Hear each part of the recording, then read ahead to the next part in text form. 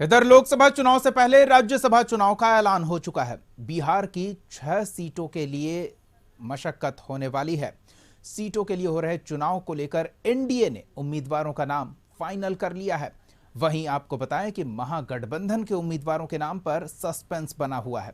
उम्मीदवारों के सहारे एनडीए खेमा किस तरह से जातीय समीकरण साधने में लगा है, इस रिपोर्ट में देखिए। राज्यसभा चुनाव के लिए एनडीए ने उम्मीदवारों के नाम का ऐलान कर दिया है। जेडीयू ने संजय झा को उम्मीदवार बनाया है तो बीजेपी ने भीम सिंह और डॉक्टर धर्मशीला गुप्ता को उम्मीदवार बनाया है। उम्मीदवारों के नाम के ऐलान में जातीय समीकरण का पूरा ध्यान रखा गया है। संजय झा ब्राह्मण जाति से हैं तो भीम सिंह अति पिछड़ी जाति से और डॉक्टर धर्मशीला गुप्ता पिछड़े वर्ग से। ये चुनाव लोकसभा चुनाव के ठीक पहले हो रहा है तो जाति समीकरण वाली बिसात बिछाई जा रही है। संजय झा सीएम नीतीश कुमार के करीबी माने जाते हैं। वे जेडीयू के राष्ट्रीय महासचिव हैं। नीतीश सरकार में जल संसाधन और सूचना एवं जनसंपर्क मंत्री रह चुके हैं। उनकी पॉलिटिकल ट्रेनिंग बीजेपी में हुई है, जहां उनके गॉडफादर पूर्व केंद्रीय मंत्री अरुण जेटली माने जाते थे। 2012 में नीतीश कुमार ने संजय झा को जेडीयू ज्वाइन करवाया। 2014 में संजय झा जेडीयू के टिकट पर दरभंगा से लोकसभा चुनाव लड़े।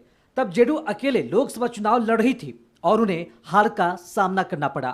बाद में नीतीश कुमार ने राज्यपाल कोटे से विधान परिषद भेजकर संजय झा को कैबिनेट मंत्री बनाया। संजय झा मिथिलांचल में जेडीयू के ब्राह्मण चेहरा माने जाते हैं। इससे पहले बीजेपी 2 उम्मीदवारों के नाम का ऐलान कर चुकी है। डॉक्टर धर्मशीला गुप्ता भारतीय जनता पार्टी की महिला मोर्चा की प्रदेश अध्यक्ष हैं तो भीम सिंह बीजेपी के प्रदेश उपाध्यक्ष हैं। वे नीतीश कुमार की समता पार्टी में भी रह चुके हैं और नीतीश सरकार में ग्रामीण कार्य मंत्री की जिम्मेदारी संभाल चुके हैं। बाद में जेडीयू छोड़कर बीजेपी के साथ आ गए। एनडीए के तीनों उम्मीदवार पहली बार राज्यसभा चुनाव लड़ रहे हैं। जेडीयू के वशिष्ठ नारायण सिंह और अनिल हेगड़े का कार्यकाल खत्म हो रहा है तो बीजेपी के सुशील मोदी का कार्यकाल खत्म हो रहा है। राज्यसभा चुनाव के लिए मतदान 27 फरवरी को होना है और उसी दिन मतों की गिनती होगी। बिहार के जिन 6 सीटों पर चुनाव हो रहे हैं उनमें से 2 जेडीयू, 2 आरजेडी, 1 कांग्रेस और 1 बीजेपी के पास थी।